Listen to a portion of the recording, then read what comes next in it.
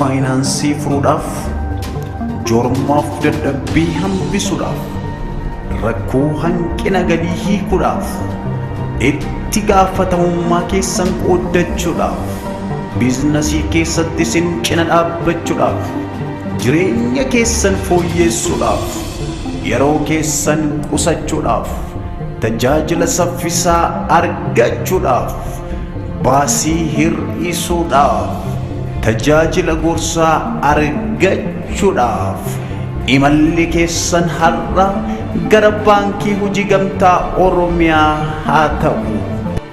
Baankii Hojii Gamtaa Oromiyaa jijjiirama guddaaf kan onnate.